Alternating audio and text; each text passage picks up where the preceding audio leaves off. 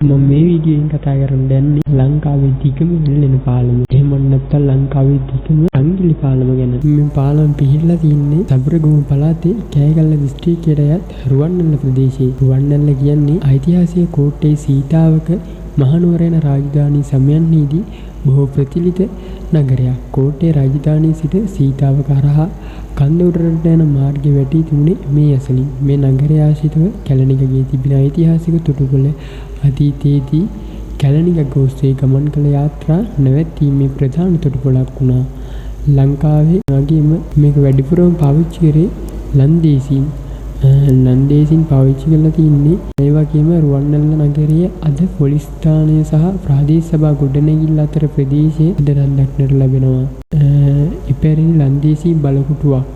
එහෙම නැත්නම් හෝලන්ද බලකොටුව. ඒට ලන්දේසී බලකොටුවක්ගේ පැවසීම උචිත නොවේ. මන්දේ ඒ විධිමත්ව ඉදිවන්නේ ඉංග්‍රීසීන් අතින් බැවිනි. ක්‍රිස්තු වර්ෂ 1817 දී තමයි මේ ඉදි කරලා තියෙන්නේ. රුවන්වැල්ල නගරය ඇසලින් ගලා බසින කැලණික නගරයට එක් කරන්නේ වචනයකින් විස්තර කළ නොහැකි තරම් සිරියාවක්. ප්‍රධාන පාර පළල් කිරීම සඳහා සබරගමු පළාතේ ප්‍රධාන නගර දෙකක් වන රත්නපුර සහ කෑගල්ල නගර දෙක හා නගර දෙක යාවෙන ප්‍රදේශය.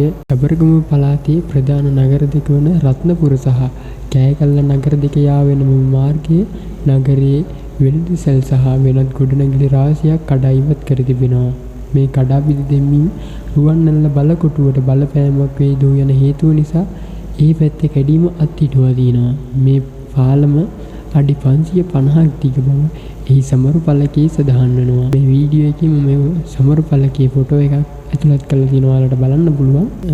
අද මේ ලංකාවේ දිගම එල්ලෙන එහෙම නැත්නම් ලංකාවේ දිගම සංගිලි පාලම ලෙස සැලකෙනවා. මේ පාලම 2007 වර්ෂයේ සබරගමු පළාත විසින් පළාත් සභාව විසින් මේ පාලම 2007 වර්ෂයේ සබරගමු පළාත් සභාව විසින් ඉදි කරන ලද්දක්. පාලමේ එගොඩ වෙන ප්‍රදේශය හඳුන්වන්නේ පාලංගමුව කියලයි. ඊට එහා තියෙන්නේ නිකමුල්ල පුරුපැත්ත වැනි ගම්මාන. ගම්පොළ කදුවැටි ආශ්‍රිතව උපත ලබන ගුරුගොඩෝයත් කිසිල්ගමුවේ ආරම්භක ස්ථානයෙන් උපත ලබන කැලණිකගත් රුවන්වැල්ලේදී එක් වෙනවා. මෙහිදී අපට නිසකයෙන්ම මතකයට නැගින්නේ ඉන්දියාවේ අලහබාද් නගරයයි. එහිදී ගංගා සහ යමුනා නදී දෙක එක්වන ස්ථානයේ හින්දු විශ්වාසයන් හැටියට පියවි ඇසරන පුන තරස්වතී නදියත් එතනින් අනෙක් ගංගා දෙකට එකතු වෙනවා කියලා මතයකුත් තියෙනවා. ඉතින් මම අද කතා කරේ රුවන්වැල්ලේ පිහිටා තියෙන ලංකාවේ ලංකාවේ දිගම එල්ලෙන නැත්නම් ලංකාවේ දිගම සංගිලි පාලම ගැන. ඔයාලගේ අදහසත් පහලින් කමෙන්ට් කරන්න යන්න මතක් කරන්න. දැන් මම ගෙනාලිකාව සබ්ස්ක්‍රයිබ් කරන් යන්න. ඔන්න ඉතින් ඊළඟ වීඩියෝ එකකින් හෝලන්ද බලකොටුව ගැන විස්තර අරන් එන්නම්. ඒකත් අමතක නොකර බලන්න. හැමෝටම සුබ දවසක්.